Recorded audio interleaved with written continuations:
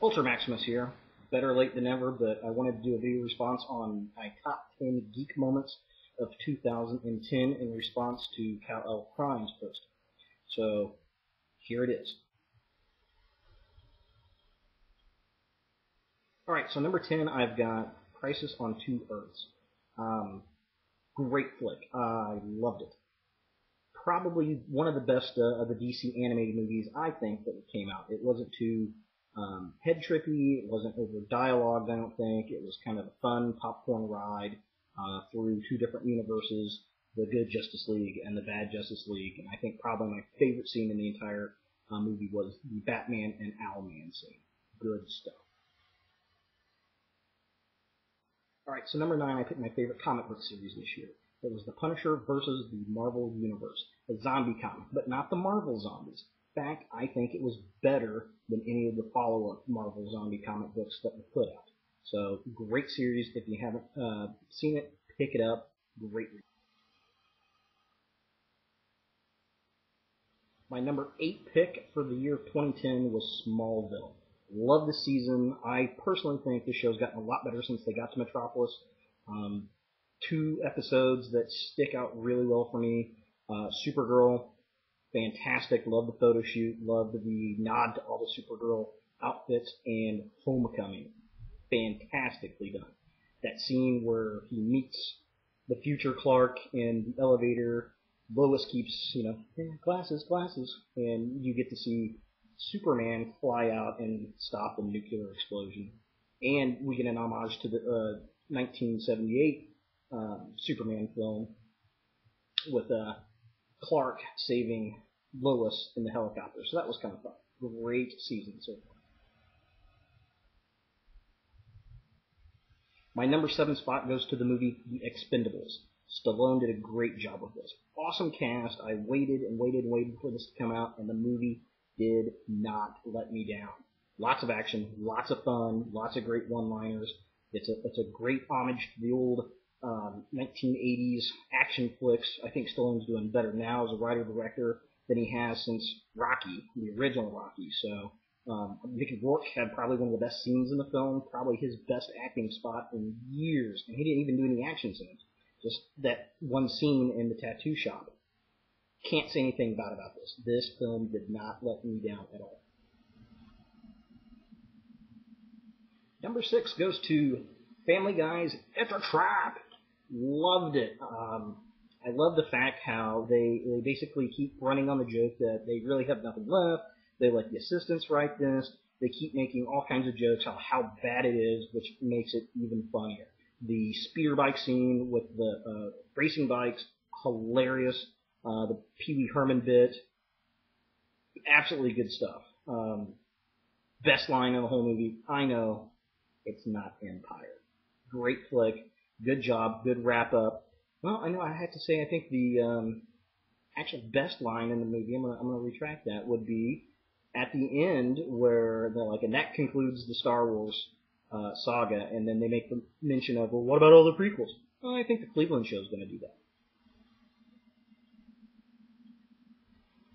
Number 5 goes to the Hasbro Transformer figure Drift. Finally, we get an actual Hasbro version of this figure, and I loved it.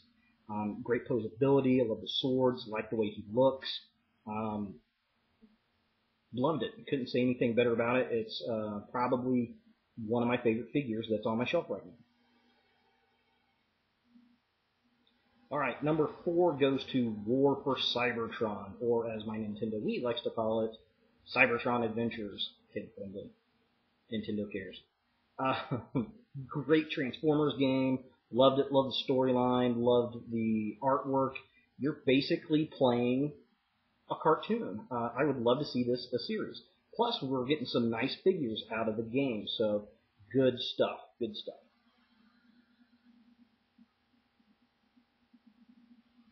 And our number 3 spot goes to Iron Man 2. Another movie Mickey Rourke was in. Coincidence? Great flick. Loved it. Scarlett Johansson. Oh, so yummy. So yummy. Sam Jackson, great role. We get to see the Captain America shield again, which was kind of nice. Love the Thor hammer dropping down in the stinger after the credits. and great on the Blu-ray. Actually, my first Blu-ray DVD that I purchased. So, great flick, great comic book flick. Can't wait to see more. Looking forward to the Avengers and Captain America and Thor. Alright, so number 2 goes to another DC animated video release, Batman Superman Apocalypse. Loved it. It's based off the Batman Superman comic book Supergirl series with the artwork by Michael Turner. Great film. Animation is very, very much like the Michael Turner comic art, which Michael Turner unfortunately passed away a few years ago, I believe, from cancer, so we lost a great artist there. But they remain true to his art. Great scenes, great story.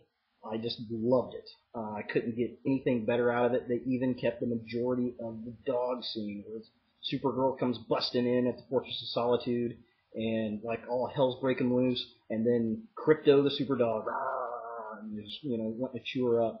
And great scene, great scene. For the most part, they stayed true to the story. They had to change some things out, like leaving out the Justice League and doing a couple other things, but great story. Love it. If you haven't seen it, go out and get it. Fantastic DVD release from DC. Alright, and my number 1 geek moment of 2010 would be Star Wars The Force Unleashed 2.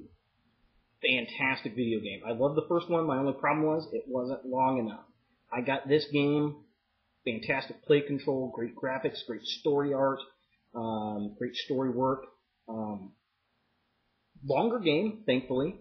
Not as long as I'd like it to have been, but a great game. I love, especially with the Wii. I like the Wii motions with the Force and the sabers and all that kind of good stuff. Great game. Love the scene with Yoda and Starkiller.